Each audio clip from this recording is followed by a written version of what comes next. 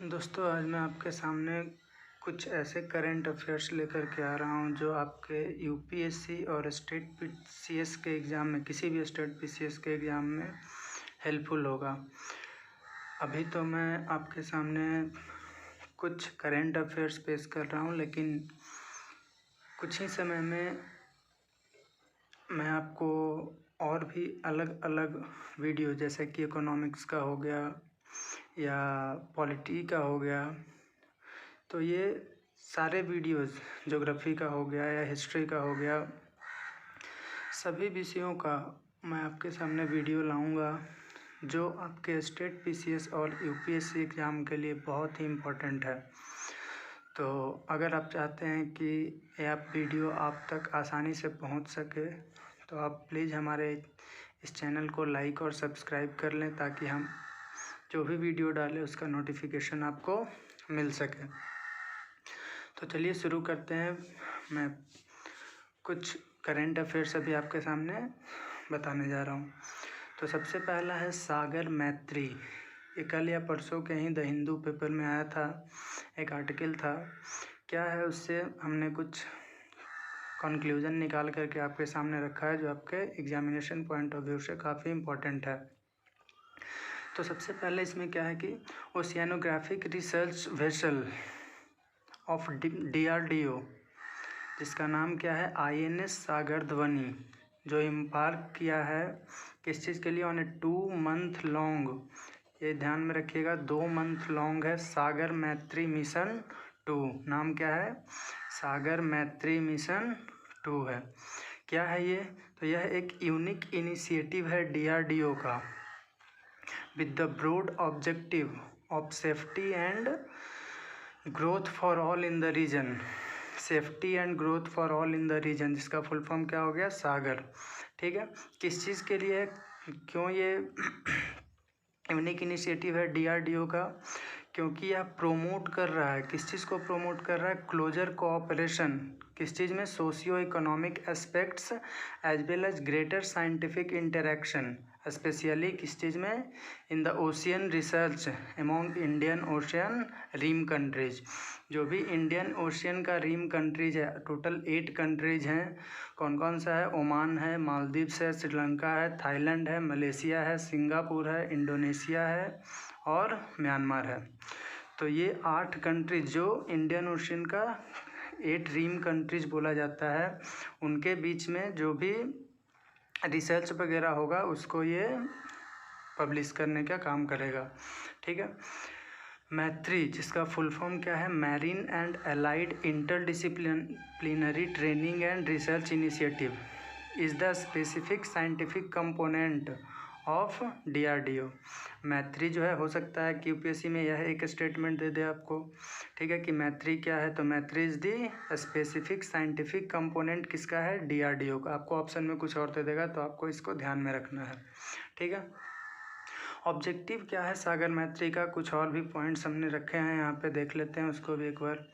तो the prime objectives of this mission are data collection, यानी ocean में कौन से जगह पे कौन सा चीज़ पाया जा रहा है। जैसे कुछ समय पहले आया था PMN के लिए, ठीक है, कि बहुत ज़्यादा अमाउंट में पाया जाता है, बाकी सबके लिए भी मैं लाऊंगा धीरे धीरे। तो डाटा कलेक्शन है from the entire north Indian ocean, यानी जो भी नॉर्थ इंडियन ओशियन में है वहाँ पे किस तरह का क्या चीज़ पाया जाता है। ठीक है, तो उसके लिए डाटा कलेक्शन करने का काम करता है। ठीक है, focusing on the Andaman Sea and adjoining seas and establishing a long term collaboration with 8 IOR countries in the field of ocean research and development। ठीक है, वही बात कर रहा है कि 8 जो IOR कंट्रीज है उसमें in ocean research and development में कार्य करेगा। ठीक है, the programme also aims at establishing long term scientific collaboration with this countries in the field of ocean research and development.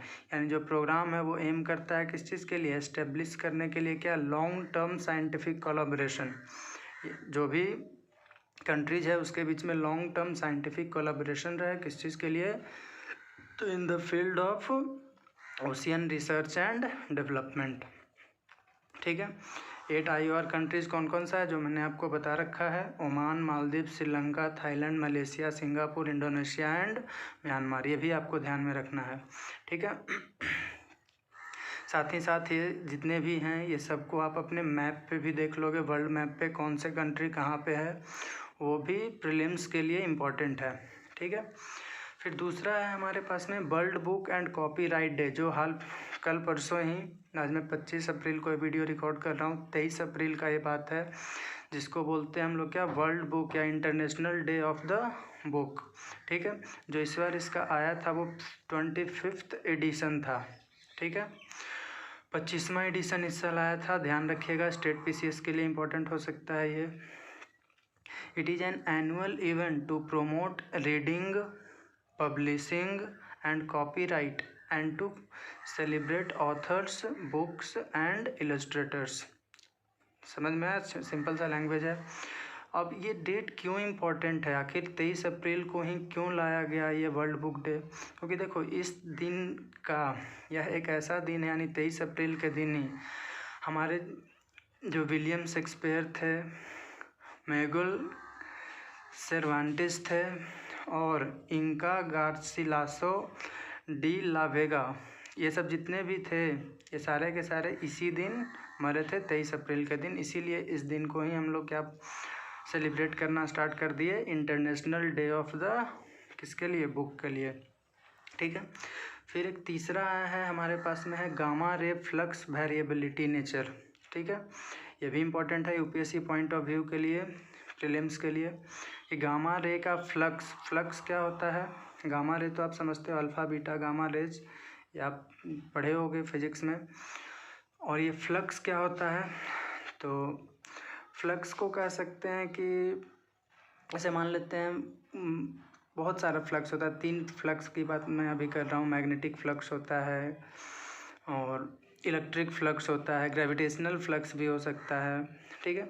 तो फ्लक्स, मैग्नेटिक फ्लक्स का मतलब क्या हुआ कि किसी खास एरिया में, ठीक है, जैसे 1/1 का मान लेते हैं, तो इस 1/1 के एरिया में कितना मैग्नेटिक फील्ड लाइंस इससे पास कर रहा है, उसी को हम लोग क्या बोलते हैं, फ्लक्स। आप सिंपल लैंग्वेज में ऐसे समझो इसको, ठीक है। या इलेक्ट्रिक फील्ड लाइंस है तो इस एरिया में कितना इलेक्ट्रिक फील्ड लाइंस इससे यूनिट सेकेंड में या 1 सेकेंड में कितना पास कर रहा है, that is known as flux.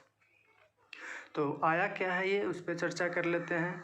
तो ये दिया गया है किसके द्वारा, by researchers from Indian Institute of Astrophysics, जो इंस्टीट्यूट है साइंस एंड टेक्नोलॉजी का, वह इसको कंडक्ट किया है, ठीक है। कौन किया, ध्यान रखिएगा, इंडियन इंस्टीट्यूट ऑफ एस्ट्रोफिजिक्स। एक स्टेटमेंट UPSC का ये बन सकता है, ठीक है। At the centre of most galaxies, क्या पाया कि जितने भी गैलेक्सीज हैं हमारे, उसके सेंटर पे क्या है, there is a massive black hole, वहाँ पे एक मैसिव ब्लैक होल है, which can have millions or even billions of suns that gather gas, dust and stellar debris around it. किसकी वजह से ये सारे के सारे गैदर कर सकता है? क्योंकि हम सभी जानते हैं कि ब्लैक होल का ग्रेविटेशनल पावर जो होता है बहुत ज़्यादा होता है, इतना ज़्यादा होता है कि इवन जब एक बार उसके अंदर में लाइट भी चला जाए तो वो भी एस्केप आउट नहीं हो सकता है। तो dust and stellar debris around it, किसकी वजह से? तो उसका फोर्स ऑफ ग्रेविटी इतना ज़्यादा होता है कि सभी को ये क्या कर लेता है, अपने पास गैदर कर लेता है, ठीक है। और भी इसके बारे में क्या क्या सामने आया है हम लोगों का, उसके बारे में देख लेते हैं। तो as these materials fall towards the black hole, gravity की वजह से, जैसे क्योंकि वो क्या हो रहा है, फॉल कर रहा है टुवर्ड्स ब्लैक होल, तो देयर ग्रेविटेशनल एनर्जी जो है गेट्स कन्वर्टेड टू लाइट। जो भी उसका ग्रेविटेशनल एनर्जी है, आप 11th क्लास में पढ़े होंगे ग्रेविटेशनल एनर्जी क्या होता है। जैसे मान लो इलेक्ट्रोस्टैटिक का है तो बस एम चेंज कर देते हैं उसमें, इलेक्ट्रोस्टैटिक एनर्जी U बराबर हम लोग लिखते हैं ना K Q1 Q2 upon R, इस तरह से, तो वहाँ पे हो जाएगा M1 M2 अपॉन R, इस तरह से जो भी है। तो फिलहाल हम लोग को उतना नहीं ध्यान देना है, वो आपके इम्पोर्टेंट पॉइंट के नहीं है, एग्जामिनेशन के लिए फॉर्मूला वगैरह नहीं पूछता है। तो क्या बोला जा रहा है, as these materials fall towards the black hole their gravitational energy gets converted to light forming active galactic nuclei. ये ध्यान में रखिएगा कि जैसे वह मटेरियल ब्लैक होल के टुवर्ड्स में आता है उसका ग्रेविटेशनल एनर्जी लाइट में कन्वर्ट हो जाता है और क्या फॉर्म करता है, ये ध्यान में रखिएगा, एक्टिव गैलेक्टिक न्यूक्लियाई। ठीक है, और उसका थोड़ा सा हिस्सा यानी लगभग 15% इमिट करता है एक्यूरेटली पैरेलल चार्ज्ड पार्टिकल्स, यानी जो उसका थोड़ा सा हिस्सा है 15% वो इमिट करता है एक्यूरेटली पैरेलल चार्ज्ड पार्टिकल्स, जिसको क्या बोलते हैं, जेट्स, जो ट्रैवल करता है at speed close to the speed of light. इसको हम लोग एक और भी नाम से जानते हैं, क्या बोला जाता है, ब्लेजर। ठीक है, अगला हम लोगों को पॉइंट जो आता है इम्पोर्टेंट वो है वर्ल्ड अर्थ डे, जो 22 अप्रैल को मनाया जाता है। पहला ये कब मनाया गया था, तो 1970 में।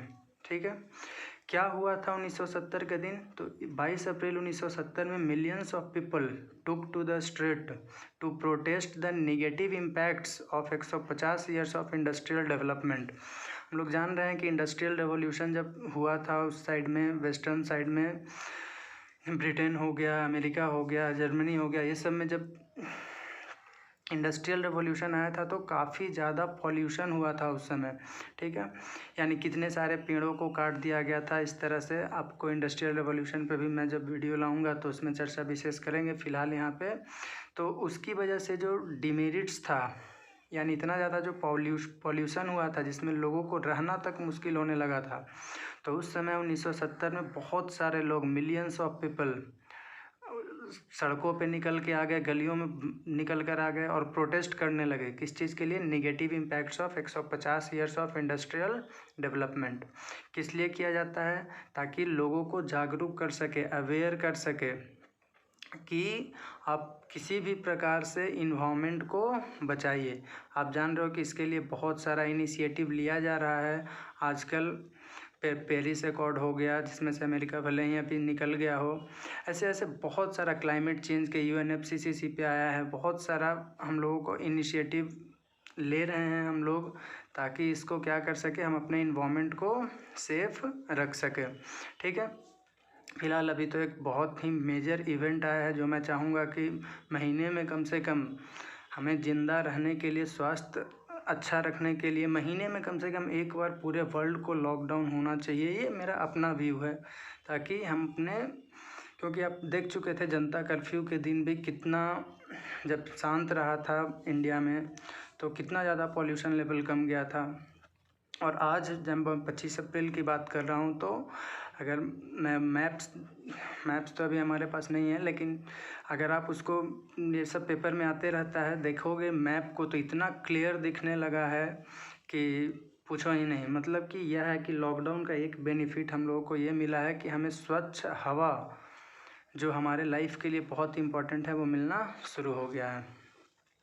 एक मैं और आज बात कर लेता हूँ, 5 बात करेंगे। मेजर एटमॉस्फेरिक सेरेनकोव एक्सपेरिमेंट टेलीस्कोप, जिसको MACE मैक के नाम से भी जानते हैं। क्या है ये, तो it is an imaging atmospheric Cherenkov telescope. ठीक है, यानी इमेज लेने वाला है, जो लोकेटेड कहाँ है, हैनले, लद्दाख रीजन में है, इंडिया में ही अपने। ठीक है, क्या है ये, इट इज़ दी हाईएस्ट, किस चीज़ में, एल्टीट्यूड में, ध्यान रखिएगा इंपॉर्टेंट है, एल्टीट्यूड में है। It is the highest Cherenkov telescope in the world. ये वर्ल्ड का हाईएस्ट सेरेनकोव टेलीस्कोप है वर्ल्ड में, altitude wise, built by Electronics Corporation of India, Hyderabad.